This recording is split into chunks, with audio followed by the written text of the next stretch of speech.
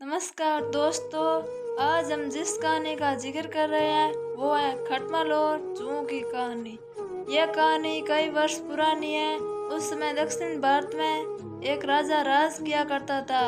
राजा के बिस्तर में मदर सर्पिणी नाम की एक जूं रहा करती थी, लेकिन इस बारे में राजा को कोई जानकारी नहीं थी। हर रात जब राजा गहरी नींद में सो जाता तो जूं अपने घर से बाहर निकलती, बड़े चाव से पेट भरकर राजा का खून चूसती और दोबारा जाकर छिप जाती। एक दिन न जाने कहां से उस राजा के बिस्तर में अग्निमुख नामक एक खटमल भी घुस आया। जब जूं ने उसे देखा तो उसे बहुत गुस्सा आया कि उसके इलाके में एक खटमल घुस आया है।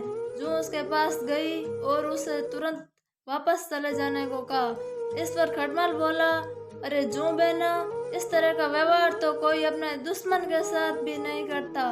मैं बहुत दूर से आया हूँ और सिर्फ एक रात तुम्हारे घर रुककर आराम करना चाहता हूँ। कृपया मुझे यहाँ रुकने दो।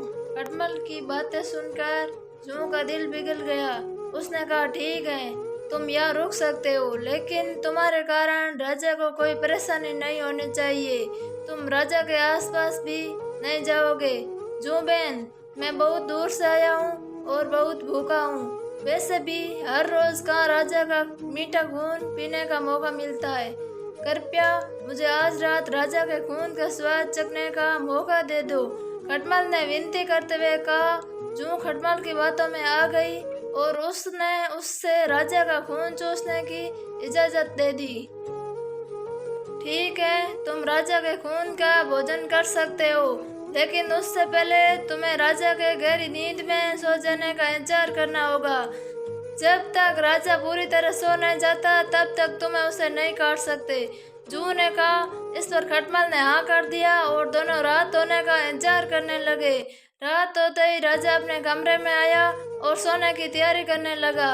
राजा का शरीर बहुत तंदुरुस्त था और उसकी तोंद बहुत मोटी थी। यह देखकर खटमल के मुंह में पानी आ गया। जैसे ही राजा बिस्तर पर आकर लेटा, खटमल ने न आव देखा न ता और सीधे जाकर राजा की मोटी तोंद पर जोर से काट लिया। फिर दौड़कर पलंग के नीचे छिप गया। राजा दर्द के मारे चीख उठा और तुरंत अपने सिपाहियों को कमरे में बुला लिया।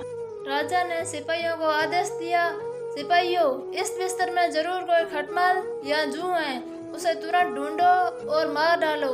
राजा के सिपाहियों ने बिस्तर पर ढूंढना शुरू किया तो उन्हें बिस्तर में छिपी जूं मिल गई। उन्होंने तुरंत उस जूं को मार डाला और खटमल बच निकला। इस प्रकार खटमल की गलती के कारण बेचारी जूं मारी गई।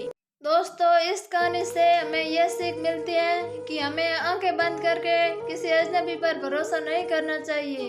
इस प्रकार की और रोचक कहानी सुनने के लिए NRC फिल्म राजस्थानी को सब्सक्राइब करें। धन्यवाद।